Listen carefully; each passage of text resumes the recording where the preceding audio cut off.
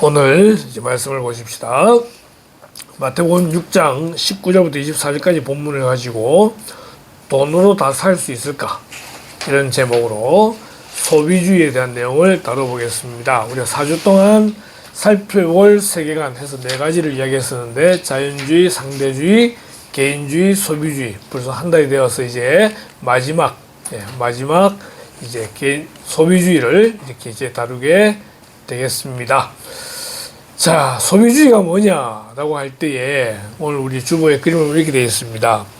소유를 통해 만족을 추구하는 삶의 방식이자 소비에 필요한 돈이 가장 강력한 힘이라고 간주하는 세계관입니다. 소유가 자기의 만족이 되는 거예요. 만족이 되고 이 소비로 모든 가치를 다 설명을 하게 되어지고 이 소비에 필요한 돈이 가장 강력한 힘이다. 결국 물질과 관계된 내용을 다루게 되겠습니다. 오늘 주보의 그림에 보니까 참 많은 걸 가지고 있는데도 이 여인의 표정이 만족을 누리지 못하는 거죠. 오늘 주보에 보니까 뭐라고 되어 있어요? 은을 사랑하는 자는 은으로 만족하지 못하고 풍요를 사랑하는 자는 소득으로 만족하지 않는다. 있으면 있는 대로 더 가지고 싶어하는 게 사람의 마음이지 결코 있는 것으로 만족하지 않더라는 것입니다. 그죠? 자, 오늘 우리 소비주의를 통해서 소비주의가 뭔지 그리고 우리는 이런 세대 가운데 어떤 마음을 품어야 되는지를 한번 다룰 수 있길 바랍니다. 소비주의의 뜻이 이렇습니다. 대량의 상품과 서비스를 사는 것이 삶의 목표이자 행복의 기준이 되는 사회 경제적 현상을 소비주의라고 말을 합니다. 그러니까 많은 걸 사고 많은 걸 가지고 있고 그것이 행복이다 라고 말하는 그러한 모습이 되는 거죠. 데카르트라는 사람이 그런 말을 했습니다. 나는 생각한다. 고로 나는 존재한다. 이게 철학이 아주 심오한 건데 이 사람은 모든 걸 다 부정합니다. 뭐도 부정하고 다 부정하는데 부정할 수 없는 마지막 한 가지가 뭐냐? 생각하고 있는 자기 자신은 부정을 못하겠다라는 거죠. 고로 나는 존재한다 라고부터 해서 철학을 설명해 나가는데요. 소비주의에 이런 또 말이 있습니다. 나는 소비한다. 고로 나는 존재한다. 여기서 이제 가져온 말이에요. 실제 이런 말이 요즘은 있습니다. 나는 소비한다. 고로 나는 존재한다. 이게 소비주의예요. 소비를 통해 자기의 존재를 확인하는 거예요. 그러니까 좀 더 많이 소비하고 많은 걸 가지고 있는 게 가장 행복한 것이다. 가치 있는 것이다 라고 생각을 하게 되는 거죠. 자, 소비주의의 중요한 특징들이 있습니다. 행복의 척도입니다. 물건을 소유하고 소비하는 행위로 자신의 가치나 지위를 증명하려고 합니다. 우리나라 같은 경우는 자가용 같은 경우에 좀 남자들이 이걸로 자기의 가치를 나타내려고 하죠. 그래서 작은 차는 무시하고 좀 더 큰 차, 좀 더 큰 차 그런 마음들이 있습니다. 네. 단은 모른다 하더라도 눈에 띄는 몇 가지가 보이죠. 그죠? 다 명품 브랜드들입니다. 이 중에 우리가 하나도 가지고 있지 않는 것도 있을 수 있겠지만 다들 명품에 목을 매죠. 왜요? 그 명품이 자기의 가치를 높여줄 거라고 생각하기 때문에 그 명품이 자기를 행복하게 할 거라고 생각하기 때문에 명품들을 구입을 하게 되는 겁니다. 이게 소비주의예요. 소비주의. 자, 두 번째는 광고와 욕망입니다. 기업의 광고와 마케팅이 사람들의 새로운 욕구를 끊임없이 만들어냅니다. 그래서 광고가 왜 비싸요? 그 광고를 통해서 수익을 올리기 위해서. 근데 사람들이 그 광고를 보면은 사고 싶어 하게 되더라는 거예요. 그렇게 광고를 잘 만들잖아요. 그죠? 그래서 계속 그런 광고와 마케팅을 통해서 사람들의 마음이 뭔가를 사고자 하는 또 그걸 샀을 때에 내가 좀 더 가치 있는 인간 된 그런 어떤 느낌을 주도록 만들기 위해서 이 세상은 광고를 하고 있다는 것입니다. 조금 다른 이야기이긴 한데 에디슨이 전구를 발명한 게 1879년이랍니다. 그 전에도 전구를 만드는 사람들이 있긴 있었지만 우리의 모양의 전구 그리고 실용화된 전구는 에디슨이 처음 만들었다고 얘기를 해요. 근데 그때 당시에 이 전구가 사용되는 시간이 얼마였느냐? 1500시간이었다 그럽니다. 1500시간이면 그래도 많죠, 그죠? 자, 그런데 1920년대, 무려 한 50년 지나서 1920년대에는 이 전구가 무려 2500시간을 사용하게 되었더라는 거예요. 자, 그러면은 기업의 측면에서 이것은 좋은 일일까요? 나쁜 일일까요? 보니까 나쁜 일이라는 겁니다. 왜? 전구를 안 사. 1500시간 되다 2500시간 되니까 전구가 팔려나가야 되는데 안 팔려나가더라는 거죠. 그래서 1924년에 제네바 협약이 이루어집니다. 모든 전구는 1000시간 이하로 만드는 걸로 담합을 하게 되는 거죠. 이게 담합이에요. 이게 담합이에요. 자, 핸드폰. 옛날에는 튼튼했습니다. 몇 년을 써도 괜찮았다 싶잖아요. 그죠? 언제부턴가 몇 년으로 줄었어요. 몇 년으로? 2년으로. 2년만 지나면은 살짝 맛이 가는, 본인들이 그걸 갖다 인정할지 모르겠지만은 그렇게 되잖아요. 그죠? 그러니까 이런 것들을 계속 광고를 통해서 새로운 걸 사도록 만들기도 하고, 뒤에서 때로는 담합을 하기도 하고, 어쨌든 계속 소비하도록 만드는 그러한 시대가 소비주의다. 소비주의다. 그러고 보니까 저도 2년마다 핸드폰을 바꿔요. 계속. 그러니까 중고 보상제 들어가가지고 뭐 3년, 4년 할부 들어가다가 2년마다 새로운 거 나오면은 그 이제 중고 보상 걸로 해서 다시 갈아타고 하는데, 사실은 그래야 될 이유가 없는데 어느 순간에 보면은 그렇게 하고 있더라는 거예요. 지금 이제 마음은 고민입니다. 내년에 이제 27 나오면 바꿀까 말까 고민하고 있는데, 오늘 설교 끝나고 나면 마음의 결정이 되겠죠. 네. 세상은 그렇게 삶을 유혹합니다. 유혹합니다. 세 번째, 경제 성장 동력입니다. 동력. 개인의 활발한 소비 지출이 자본주의 경제를 유지하는 핵심 축으로 작동을 해가지고, 우리가 사지 않으면은 경제가 돌아가지 않는다. 요즘 우리가 경제가 죽었다 말을 많이 하는데, 죽었다는 말은 뭐예요? 돈을 안 쓴다는 거예요. 돈을 안 쓰니까 돈이 돌지 않는다는 거죠. 그래서 경제가 죽었다고들 말들을 많이 합니다. 근데 실제 그렇게 돈을 많이 써서 돌리는 게 맞는 것인가? 라는 생각을 오늘 이제 해보게 되는 거죠. 자, 어쨌든 소비주의는 이런 특징을 가지고 있습니다. 물건을 사고 소비하는 게 행복의 척도가 되어졌고요. 기업은 계속해서 광고하고 또 그걸 사도록 욕망을 부추기는, 그리고 사회는 돈을 써야만 돌아간다는 것처럼 되어져 있는 그런 시대 속에 우리 살아가고 있습니다. 예, 문제가 있습니다. 어떤 문제가 있느냐? 첫 번째, 자원 낭비. 불필요한 대량 생산과 소비로 인해 환경 오염과 자원 고갈이 심화되어집니다. 한국은 자체적으로 안 되는 것들이 너무 많아요. 그래서 예전에 요소수라 그러죠. 경유차에 들어가는 그게 없어가지고 중국이 딱 닫아 거는 바람에 고생했던 그런 적이 있죠.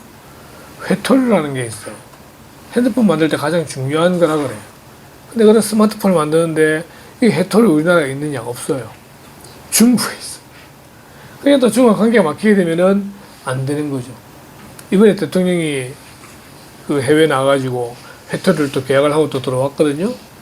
그러니까 이게 이제 사실은 소비하지 않으면 안 만들어도 되는데, 이걸 2년마다 바꾸도록 만들어버리는 바람에 더 많은 자원들이 필요하게 되고, 그런 것들이 사실은 여기 말한 것처럼 불필요한데도 불구하고 대량 생산되고 소비되어져서 환경 오염을 일으키게 되고 자원 고갈을 심하게 만드는 그런 경우가 있습니다. 두 번째 문제점은요, 정신적 공허함입니다. 이런 것들이 진정한 행복을 주느냐, 결핍을 채우느냐, 그렇지 않더라는 거예요. 돈이 많아서 행복할 것 같으면은 부자들은 행복해야 돼요. 근데 결과론적으로 그렇지 않더라는 거죠. 뭔가를 소비함으로 인해서 제 결핍이 채워져야 되는데 채워지지 않더라는 겁니다. 세 번째로는 이것 때문에 사회적 불평등이 생깁니다.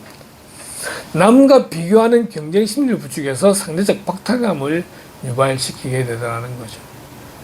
옆집은 그랜저를 샀대요. 그러면 우리는 벤츠를 사야 되죠. 뭐 이런 거 있잖아요. 그죠? 옆집 어떤 명품을 가지고 있대요. 그럼 우리는 이거 가지고 되지 않나요? 옆집은 잠시 얼굴에 손을 이렇게 댔는데 이렇게 손을 대야 되지 않나요? 이런 것들. 비교하는 마음에서 누가 이렇게 했기 때문에 난 이렇게 해야 된다. 이런 마음을 계속 이 소비주의 시대는 부추기게 되는 거죠. 중요한 거는 우리는 하나님이 창조하신 작품이라는 거예요. 무엇을 가지고 있느냐, 무엇을 했느냐가 아니라 그 자체로 존중받아야 되고 그 자체만으로도 하나님의 귀한 작품인 것이 우리 사람이라는 것입니다. 또한 우리는 다른 사람을 대할 때도 그렇게 대해야 되는 거예요. 소비주의 시대는 서로를 비교하게 만들고 좀 더 소비함으로 자기를 가치 있게 만들려고 그러고 그래서 행복을 찾으려고 하는 그게 소비주의이기 때문에 하나님을 믿는 사람과는 다른 세계관이다. 이래 말할 수 있는 거죠. 필요한 데 써야죠. 근데 필요하지 않는데도 불구하고 우리 자신을 나타내기 위해서 허비하는 그러한 소비가 있더라는 것입니다. 그 중심에 무엇이 있느냐? 결국은 돈이 있다는 거예요. 돈. 오늘 돈을 다루게 됩니다. 이 돈이 얼마나 중요하다고 해야 될까요? 아니면은 위세가 있다고 해야 될까요? 예수님 말씀에 이 돈을 이렇게 이야기합니다. 한 사람이 두 주인을 섬기지 못한다는 거예요. 근데 이 두 주인에 대해 이야기하게 될 때에 누구와 누구냐니까 하나님과 재물입니다. 좋게 표현해서 재물이죠. 우린 돈이잖아요. 하나님과 돈, 이 두 개가 주인에 비유될 만큼 그런 존재들이라는 거예요. 보십시오. 혹 이를 미워하고 저를 사랑하거나 미워하거나 사랑하거나 아니면 이를 중히 여기고 저를 경히 여기면 되는데 하나님을 사랑하면은 재물을 경하게 여길 수 있어요. 그런데 재물이 중하게 여기지게 되면은 하나님이 경하게 여김을 받게 된다는 거예요. 그 대상을 하나님과 재물을 이야기합니다. 그래서 작가 엘루리라는 사람이 이렇게 이야기합니다. 하나님이냐 돈이냐. 하나님이냐 돈이냐. 리차드 포스트라는 사람은 이 주인 자리에 돈, 섹스, 권력 세 가지 올려놓습니다. 돈과 성과 권력 이것이 하나님을 대신할 수 있는 위치에 있다라고 말을 합니다. 빠지지 않는 것은 뭐냐? 돈입니다. 예수님 말씀하시기를 너희를 위하여 보물을 땅에 쌓아두지 마라고 말합니다. 땅에 쌓아두지 마라. 거기는 좀과 동록이 해하며 도둑이 구멍을 뚫고 도둑질하느니라. 여기서 땅에 쌓아둔다는 말은 뭐냐면요, 이 세상에서 나를 위하여, 내가 좀 더 행복하기 위하여, 내가 어떻게 되기 위하여 쓰는 그 모든 소비를 말할 때 보물을 땅에 쌓아두지 말라는 거예요. 은행에 쌓아두지 말고 뭐 이런 말이 아니고 나를 위하여, 전적으로 나를 위하여 어떻게 쓰는 그 모든 소비를 땅에 쌓아두지 말라고 말을 하는 겁니다. 먹을 거는 당연히 사야 되죠. 입을 거 사야 되죠. 근데 이것이 도를 지나칠 때 그런 소비를 말하는 것입니다. 보물을 땅에 쌓아두지 않으면 어디에 쌓아둬야 돼요? 하늘에 쌓아둬야 돼요. 그래서 이렇게 말하죠. 뭐라고? 은행에서. 은행이 아니고 보물을 하늘에 쌓아두라.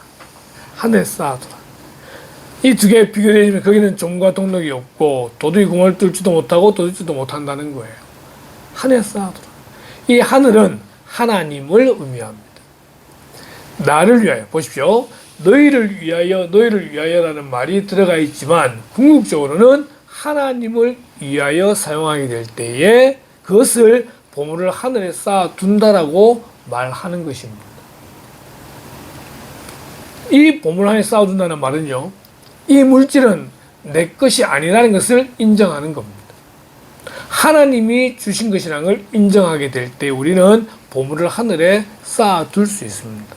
그걸 인정하지 않으면 어떻게 돼요? 이 돈은 내가 일해서 내가 번 돈이기 때문에 내 돈이라는 거예요.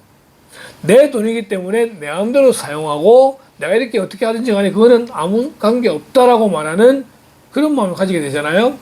그래요. 그런데 나에게 건강도 주시고 나에게는 직장도 주시고 나에게 필요한 물질도 주신 분이 하나님이시라는 것을 인정하게 된다면은 이 돈을 함부로 쓸 수는 없는 거예요. 우리가 헌금을 드린다고 할 때 헌금은 어떤 의미가 있습니까? 나에게 주신 모든 것이 하나님의 것임을 인정합니다. 라고 드리는 것이 헌금이에요. 그래서 그 모든 주신 것에 우리가 11조를 드리기도 하고 감사금을 드리기도 하고 그렇게 헌금을 드리는 거잖아요. 요즘 세상에서는 그렇죠. 11조에 대해서 거부반응이 좀 많아요. 거부반응도 많고 교회가 헌금하는 것에 대해서도 거부반응이 많아요. 하지만 우리는 순수한 마음으로 말씀에 순종하는 마음으로 주신 그 말씀에 순종해서 모든 주신 것이 하나님의 것임을 인정하여 드리는 그런 우리 헌금 생활을 하게 되는 거죠.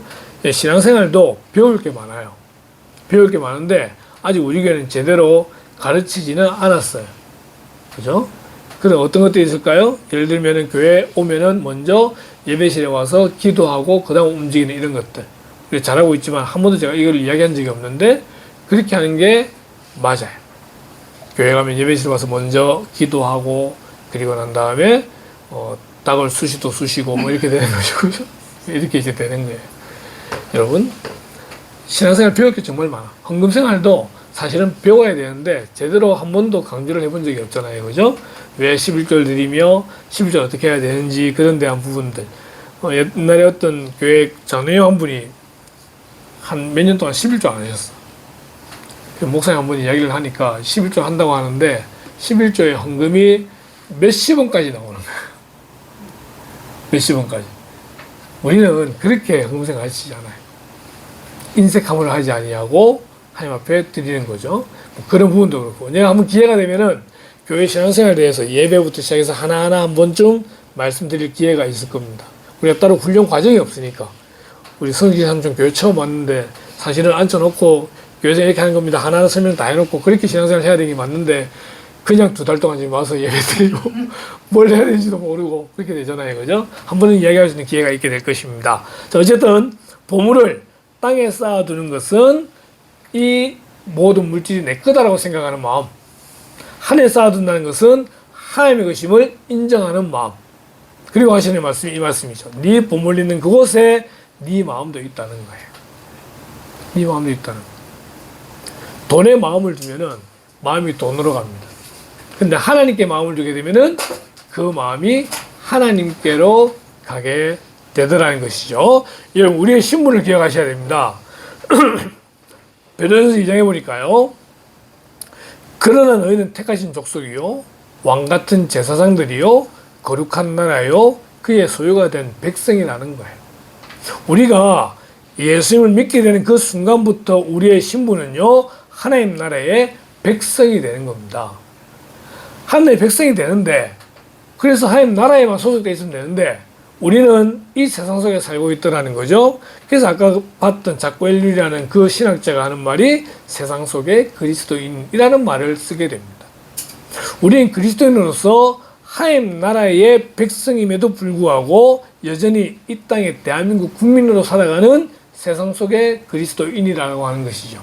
그러니까 보물을 하늘에만 쌓아두면은 끝나면 되는데 땅에서도 써야 될 일이 있더라는 것입니다. 이제 고민이 되는 거죠. 어디까지 써야 될까?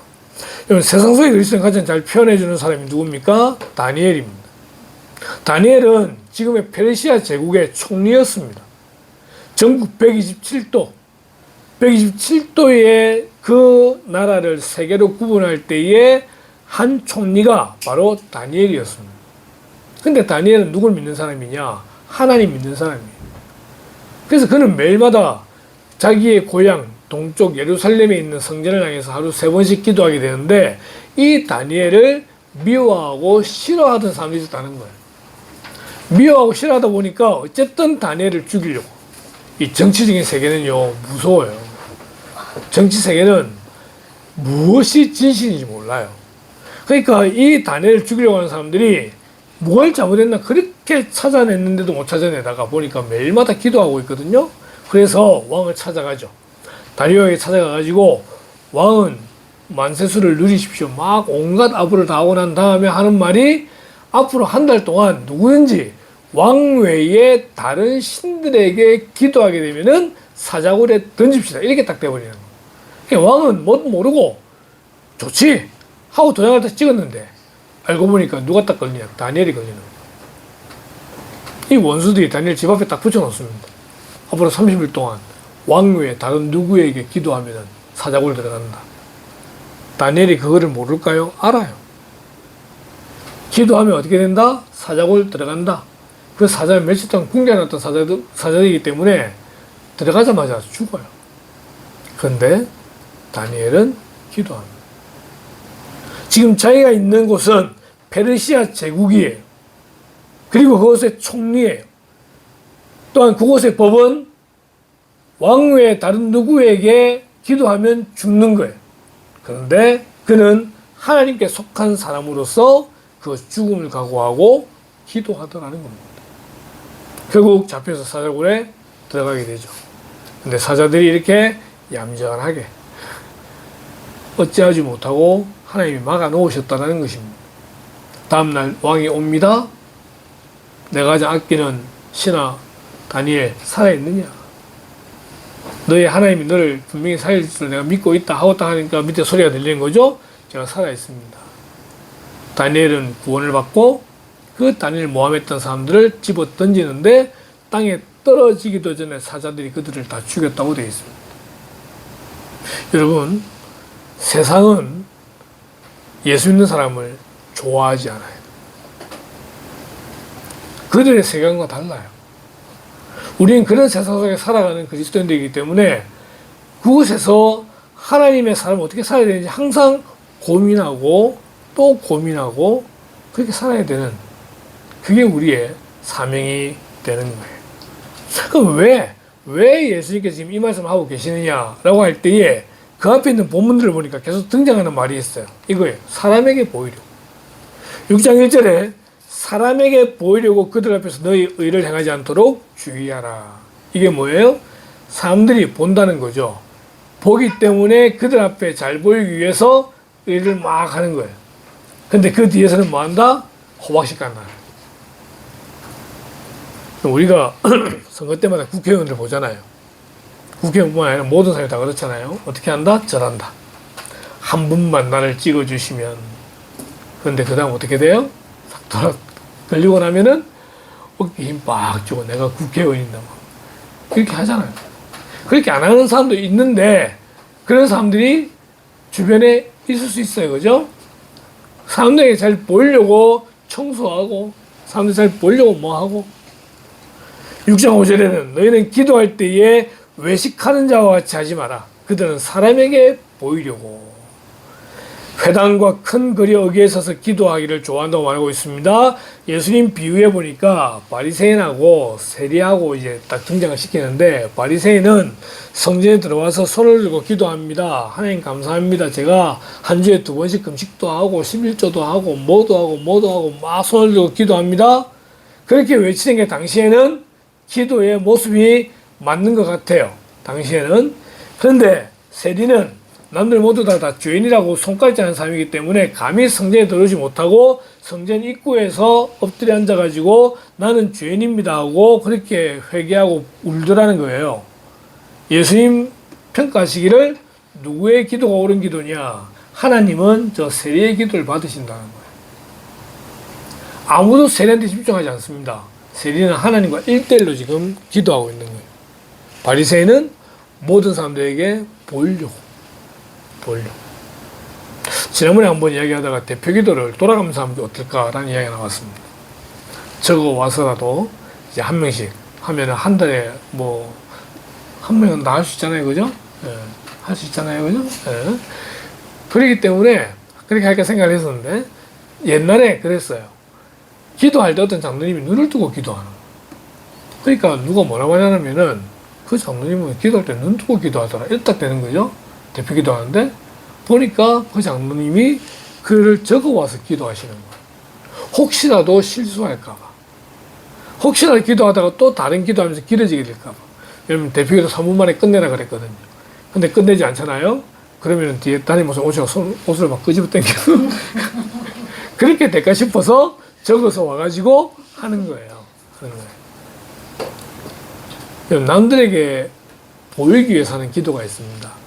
자기 자랑하고 자기 치적 알리고 뭐 누가 뭐 가져왔고 막 이런 그런 기도는요 기도가 아니에요.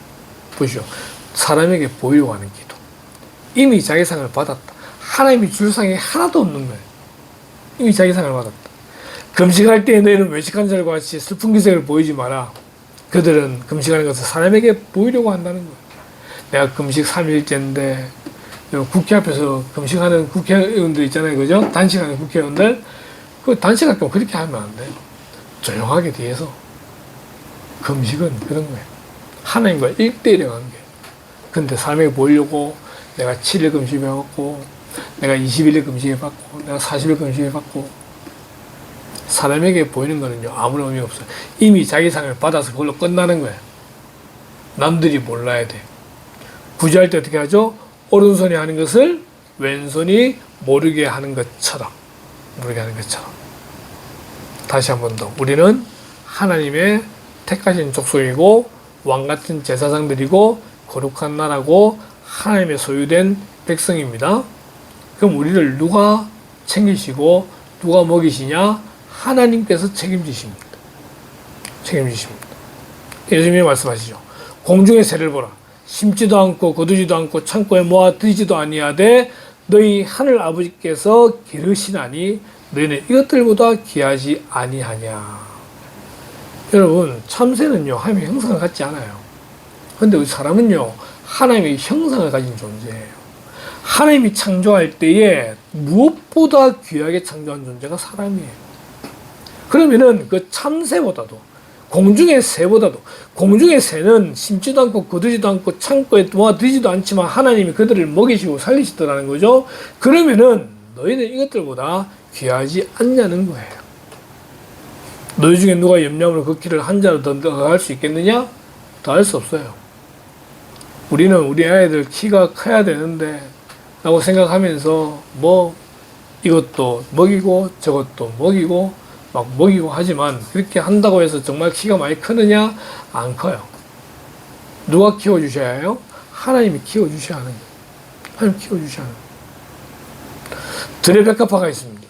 또 너희가 어찌 의복을 위하여 염려하느냐? 들의 백합화가 어떻게 자라는가 생각하여 보라. 수고도 아니하고 길쌈도 아니하느니라. 그러나 내가 너희에게 말하노니 솔로몬의 모든 영광으로도 입은 것이 이 꽃 하나만 갖지 못하였느니라. 솔로몬은 얼마나 대단한 왕이에요? 좀 이따 살펴볼 거예요. 솔로몬은 정말 대단한 왕이에요. 전 세계가 그의 지혜를 구경하기 위해서 금은을 싸들고 왔던 그런 왕이었어.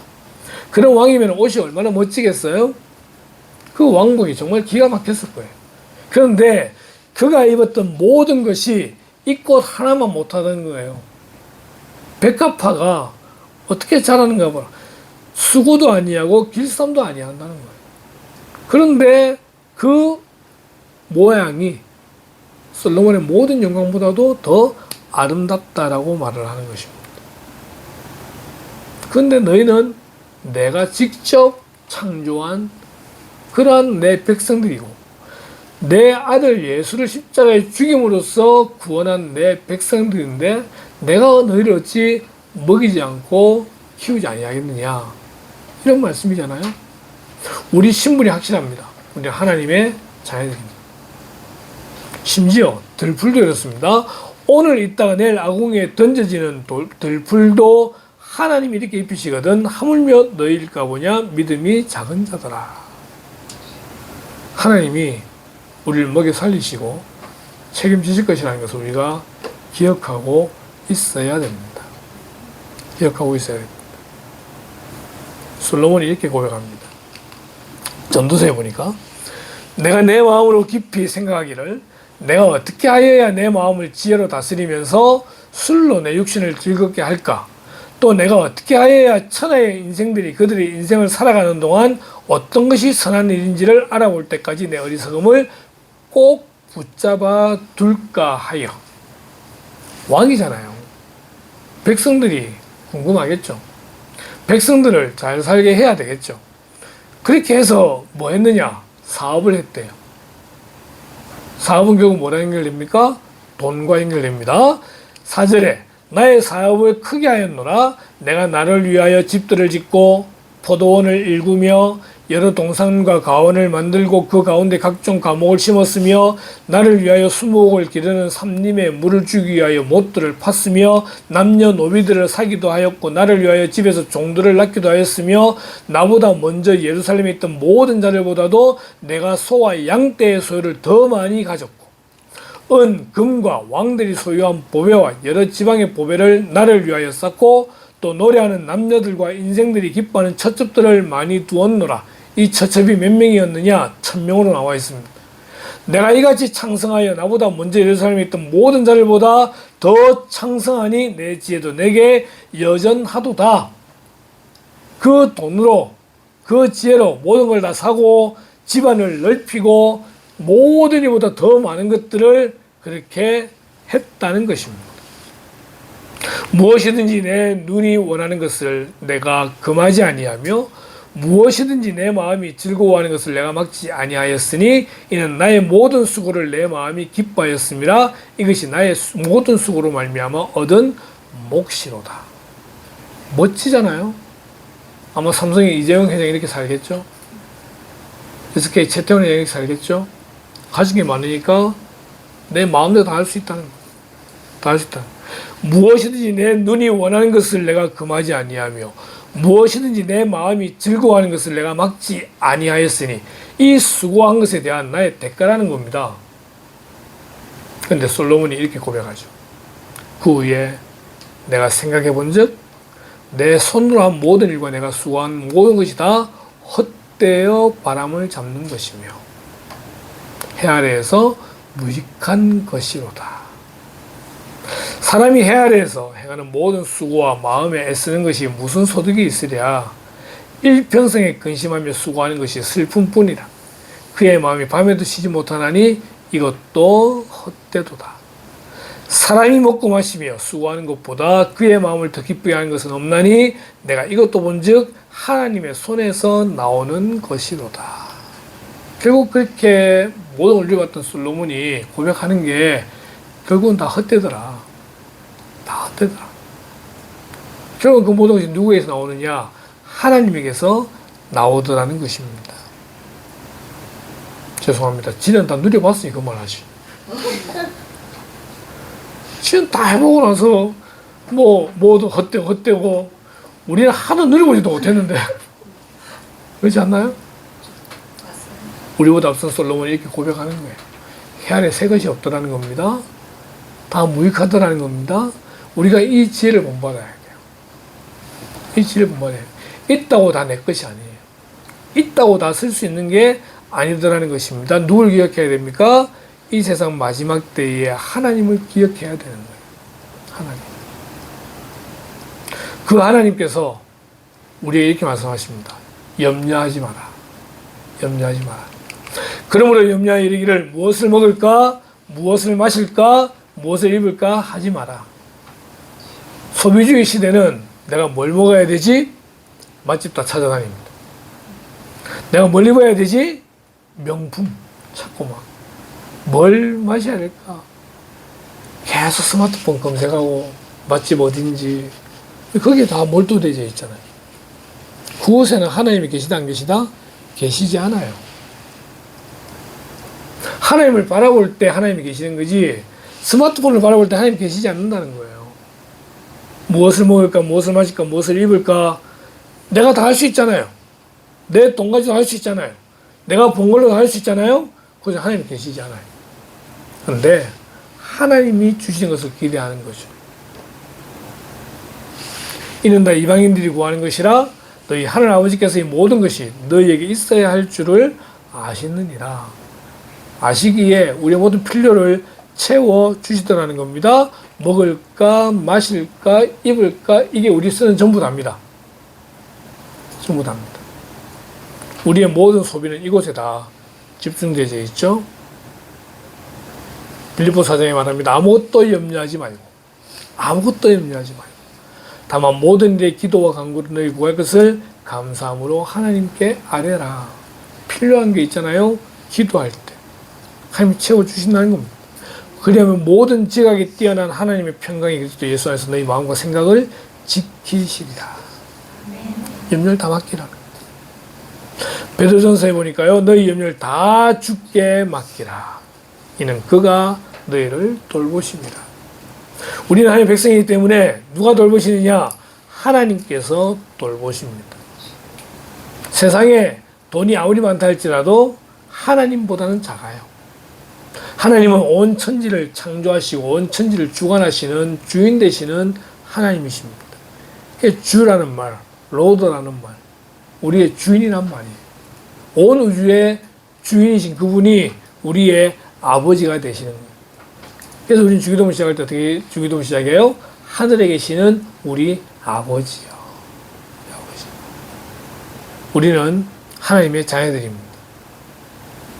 그 하나님이 우리를 지키심을 분명히 믿고 돌보심을 믿으면서 모든 염려를 그분께 다 맡기는 은혜가 있기를 주님의 이름으로 축원합니다. 아멘. 염려하지 말아야 돼요.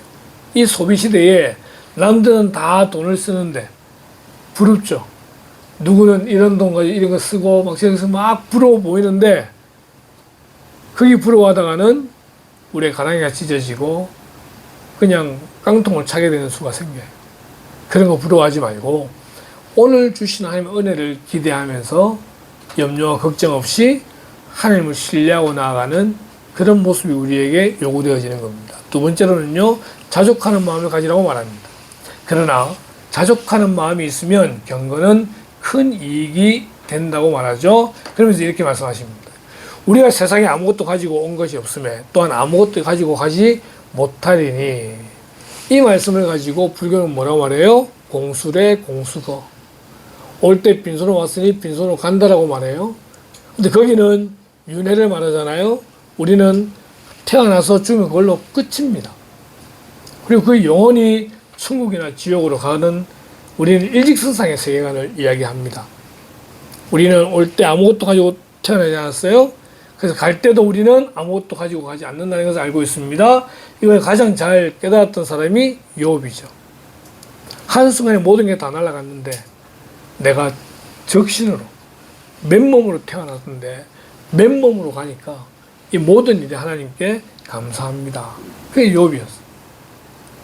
우리 먹을 것과 입을 것이 있은즉 족한 줄로 알 것이니라. 먹을 게 없으면은 정말 힘이 들겠죠. 근데 오늘 먹을 게 있고 오늘 입을 게 있으면은 그걸로 족한 줄로 알아야 되는 거예요. 그렇기 때문에 예수 믿는 사람은 너무 과한 옷, 너무 과한 음식, 이 과한 것들을 절제해야 되는 거예요. 그것을 자족하는 거라고 이야기합니다. 누가 그래도 지금도 수십만의 아이들이 굶주려 죽어가고 있는데 우리는 음식을 남긴다 라고 말하는 이야기를 들을 때에 너무 우리가 그렇게까지 얽매일 필요는 없지만, 그러나 하나님을 기억하면서 오늘 내가 할 수 있는 최고의 자족을 할 수 있는, 최선의 자족을 할 수 있는 그런 자세를 우리는 갖춰야 된다는 겁니다. 그렇게 해서 남은 물질로 우리가 그들을 후원하고 돕고 흘려보내는 거죠. 그게 교회예요. 교회는 우리끼리 모여서 우리끼리 잘 먹고 잘 살자가 아니라 우리가 할 수 있는 최소한으로 살고, 그리고 그것을 흘려보냄으로써 그들에게 하나님의 은혜를 넘치게 만드는 그것이 교회라고 하는 것입니다. 두려워하는 자들은 시험과 올무와 여러 가지 어리석고 해로운 욕심에 떨어지나니 곧 사람으로 파멸과 멸망에 빠지게 하는 것이라. 왜 부도가 납니까? 왜 망합니까? 욕심 때문입니다. 우리 흔히 하는 말 안전빵이라는 말이 있잖아요. 그죠? 욕심 부리지 않으면은 무너지지 않아요. 근데 조금만 덜한 욕심 있게 되니까 무너지게 되잖아요. 저는 지금도 2년 전에 그날을 잊지 못합니다. 사람이 한번 눈이 딱 돌아버리게 되면요, 다른 게 눈에 들어오지 않는 것 같아요. 거기는 아무리 아니라고 하더라도 분명히 처음 출발은 욕심이 포함되어 있어요. 그 욕심이 사람을 망하게 만듭니다. 언제든지 사탄은 우리에게 그런 마음을 이용합니다. 돈을 사랑함이 일만하게 뿌리가 되나니 이것을 탐내는 자들은 미혹을 받아 믿음에서 떠나 많은 근심으로써 자기를 찔렀도다. 돈이 선하냐 악하냐 그런 거 없습니다. 돈은 그냥 돈일 뿐입니다. 그런데 이 돈을 사랑하게 되면, 이 돈을 사랑하면 누가 삭제돼요? 하나님이 삭제되는 거예요. 그래서 돈의 모든 것을 다 맞추게 되는 거죠. 그것이 일만하게 뿌리가 된다라고 하는 것입니다. 하나님과 동등한 위치에 있는 게 물질이라고 말하는 그 정도인데, 사람이 하나님을 섬기든 이 세상의 물질을 섬기든 둘 중에 하나라고 한다면은 우리는 과연 어느 편에 서야 될 거냐는 거예요. 우리는 하나님 백성이들 하나님 편에 서야 되는데, 세상 속에 살아가다 보니까 우리의 마음은 물질을 따라가게 되더라는 거예요. 물질을 따라가는 그 순간 하나님은 점점점 줄어들게 되더라는 것입니다. 크리스찬들이 가난할 필요는 없지만 크리스찬들이 주어진 것으로 하나님의 영광을 위해서 최선을 다해서 수고해야 돼요. 그렇기 때문에 돈은 어찌 보면은 복이 아니고, 돈은 우리에게 주어진 은사라고 보는 겁니다. 우리 각자에게 주어진 은사처럼 그렇게 하나님 우리에게 물질을 주실 때 우리는 그 물질을 잘 사용해서 하나님의 이름을 높이는데 사용을 해야 되는 거죠. 그렇기 때문에 사회에 보게 되면은 교회나 기독교단체가 정말 선한 일을 하는 곳이 많습니다. 많은데 오른손이 하는 일을 왼손이 모르게 하다 보니까 알려지지 않은 게 많아요. 알려지지 않은 게 많아요. 굳이 방송을 타야 될 일도 없고, 굳이 뉴스에 나와야 될 일도 없고, 굳이 보도될 필요도 없고 하다 보니까 잠잠하게 많은 데서 하고 있어서 그렇지, 실제적으로는 사회 곳곳에 가장 낮은 곳에도 그리스도의 복음으로 순종하고 섬기는 많은 사람이 있다는 거예요.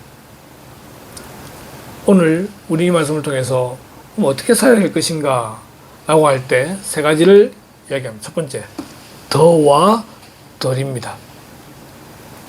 더 할 수 있지만 우리는 덜 하는 쪽으로 방향을 틀어야 됩니다. 더 먹을 수 있고 더 살 수 있고 하지만 딱 하나님 주시는 마음 곳까지 하면서 조금은 덜어내는, 이것이 소비주의 시대에 더 많은 걸 가지려고 하고 더 좋은 걸 가짐으로써 자기의 가치를 나타내고 행복하려고 하는 그런 시대 속에서 우리 조금은 가난해지고 조금은 낮아지고 덜어내는 그런 모습이 필요합니다. 더와 덜. 두 번째는 사는 것입니다. 우리는 살아내는 삶, 살아가는 사는 것이 있고요. 물건을 사는 것이 있잖아요. 그죠? 우리는 물건을 사는 그런 삶이 아니라 정말 살아내는 그런 삶을 살아가야 되는 거예요. 사는 것 자체가 하나님의 작품으로서 존재 가치가 있어요. 살아있다는 것 자체만으로도. 근데 우리는 꼭 무엇을 사야만 가치 있는 것처럼 보이잖아요. 그죠? 이게 아니라는 거예요. 우리는 하루하루 살아가면서 하나님이 창조하신 작품이라고 하는 그러한 자존감을 가지고 당당하게 우리는 살아갈 수 있어야 돼요. 마지막 세 번째로는 내면과 외면입니다. 우리는 이 외면을 치장하기에 바빠요. 귀걸이, 목걸이, 옷, 남들에게 좀 더 화려해 보이고 좀 더 있어 보이고, 그래서 명품을 찾게 되는 거잖아요. 우리 흔한 말대로 옷이 명품이라고 사람이 명품이 됩니까? 그렇지 않아요. 옷은 그렇지 않아도 이미 사람 자체가 명품인 거예요. 대신 우리의 내면을 갈고 닦고 항상 말씀으로 순종되게 될 때에 우리는 참으로 멋진 존재가 될 수 있다라고 하는 것이죠. 소비주의 시대는요, 가진 걸로 사람을 판단합니다. 무엇을 가지고 있느냐로 그 사람의 가치를 판단합니다. 그렇기 때문에 세상에서는요, 높은 사람이 있고 낮은 사람이 있고 귀한 존재가 있고 그렇지 않은 존재가 있는 것처럼 보입니다. 귀한 존재는 어디 가든지 VVIP가 돼가지고 인정받지만 그렇지 않은 사람들은 무시당하는, 하나님의 창조작품인데도 불구하고 사람을 무시하는 그런 마음들이 안타깝게도 교회 안에도 존재하더라는 거예요. 교회 안에도 그들만의 리그가 있어요. 자기들끼리 모여서 모임을 하는 가운데 좋은 데 찾아다니면서 먹고, 그죠? 가진 걸로 하는 거에 대해서 누가 뭐라 하겠습니까만은, 과연 그런 모습들이 하나님께서 원하시는 것인가를 우리는 고민해 볼 수 있게 되는 겁니다. 하나님은 이렇게 말씀하십니다. 그래서 너희는 먼저 그의 나라와 그의 의를 구하라. 그리하면 모든 것을 너희에게 더하시리라. 소비주의 시대에 하나님을 우선으로 삼고 하나님을 신뢰하고 의심하지 말고 염려하지 말고 자족하는 가운데에 하나님 주시는 모든 것을 받아 누리는 그러한 아주 작은 것임에도 불구하고 행복해지는 소확행이라 그러죠. 예, 소소하지만 확실한 행복. 이것이 저와 여러분이 있기를 바랍니다. 교회가 타락한 것은요, 우리가 흔히 말하기를 AD 313년부터라고 말을 합니다. 그때 로마 제국의 황제였던 콘스탄틴이라는 사람이 기독교를 로마의 국교로 선언하게 됩니다. 그 이전까지는 교회가 가난했어요. 교회에 핍박이 많았어요. 근데 그렇게 핍박이 많고 고난 가운데 있었다 하더라도 모든 사람들이 크리스찬들을 인정했어요. 근데 313년부터 교회에 돈이 주어집니다. 교회에 땅이 주어집니다. 교회의 리더들에게 권력이 주어지게 됩니다. 그때부터 교회가 타락을 합니다.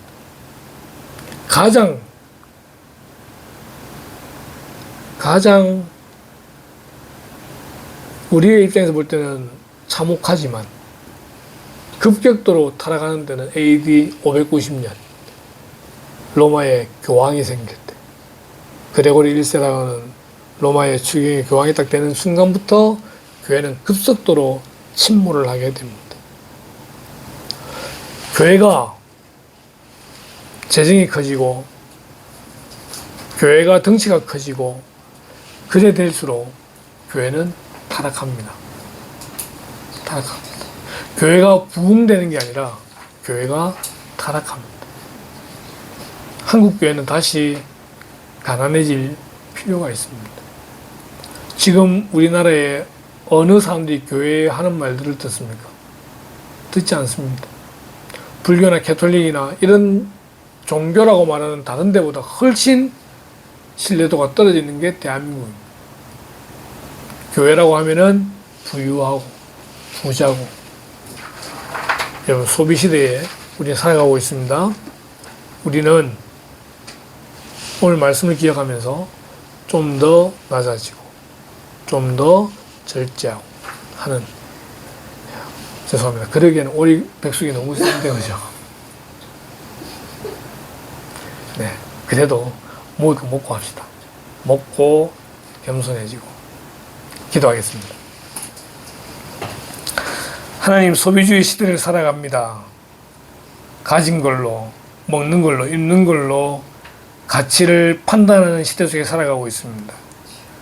그 가운데 하나님을 보지 않고 사람의 존중을 보지 않고 그냥 가지고 있는 그 모든 것들만 판단함으로써 오류를 범하는 이 시대 속에서 우리는 오늘도 주님의 말씀을 기대하며 이 모든 걸 주신 분이 하나님이심을 기대하고 그분의 주인됨을 인정함으로써 염려하지 아니하고 자족하는 그런 삶을 사는 자들 될 수 있기를 소원합니다.